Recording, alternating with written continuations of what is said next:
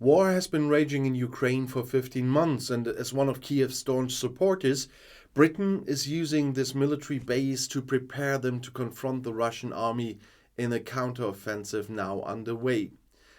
And it's priceless that they can train Ukrainian soldiers there on peaceful soil. The Western world has understood that Russia is a terrorist state and that one cannot negotiate with Putin at the moment. And that's why there have been a total of 10,000 civilians who have been training to become soldiers since June last year as part of the Interflex program in Great Britain, and it is the largest of its kind. By the end of the year, there should be 30,000, and 9 Western partners are supporting Great Britain, including Norway, Denmark, Sweden, Finland, Lithuania, and the Netherlands. Germany is not part of this one, by the way. Berlin is training Ukrainian armed forces, but on a much smaller scale than its British neighbor. A spokesman for the Bundeswehr's Special Training Command announced that around 4,550 Ukrainian armed forces have been trained on German soil so far. And these are made up of 4,200 soldiers as part of the EU mission EUMEM-UA and other training missions such on the Panzerhaubitze 2000 and the Patriot air defense system. Britain's involvement fits into the country's image as one of Ukraine's biggest supporters. London has been training Ukrainian soldiers since 2015 after Russia annexed Crimea and the war began in the east of the country. Further training programs have been added since February 24th last year. For example, Ukrainian soldiers are learning how to handle the Challenger 2 tanks, and they do that on British soil.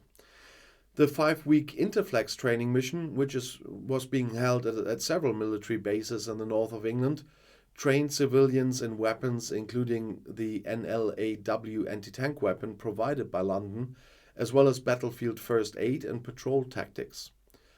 London also plays a pioneering role in the delivery of arms. Britain was one of the first countries to agree to supply Western-style main battle tanks after the Russian invasion.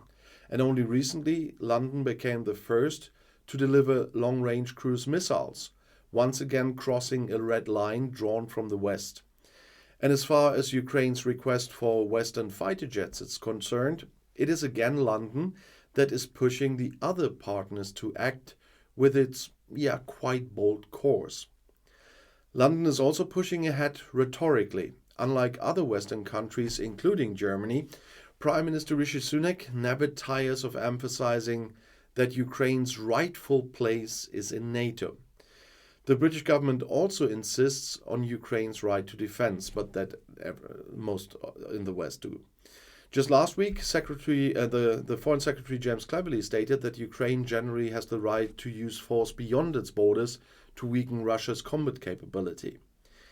In response to a question from journalists about the drone attack on a Moscow residential building, he said, "Legitimate military targets beyond its own borders are a part of Ukraine's self-defense."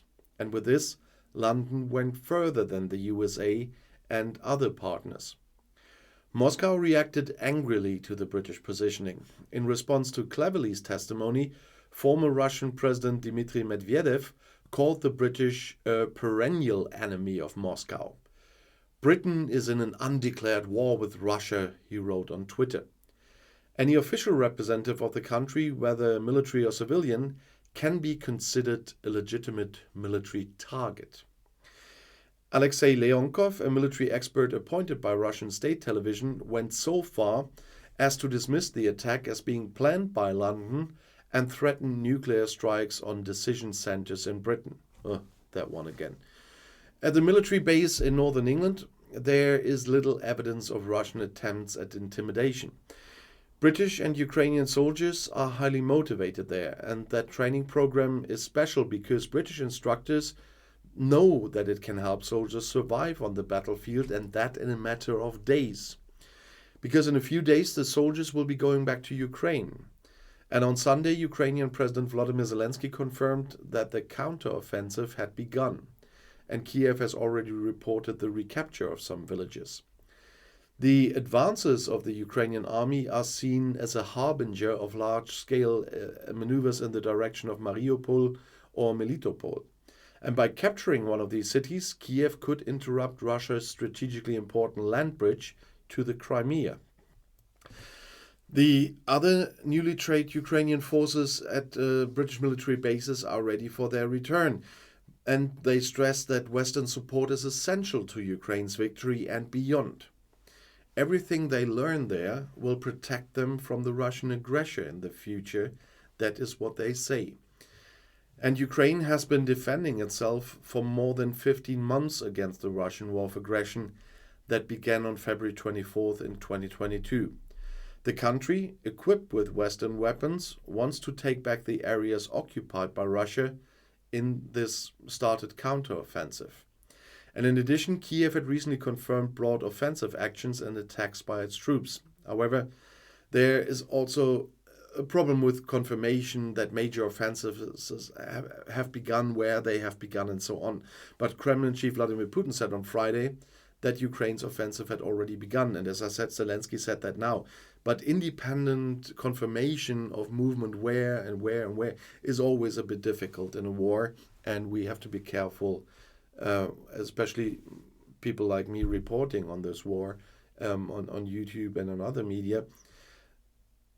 You know that the truth is the first that dies in every war, so we have to check sources to find out what's really going on. And so that's why I'm limiting reports on advances here or advances there, and successes here, victories there. There's a lot floating around.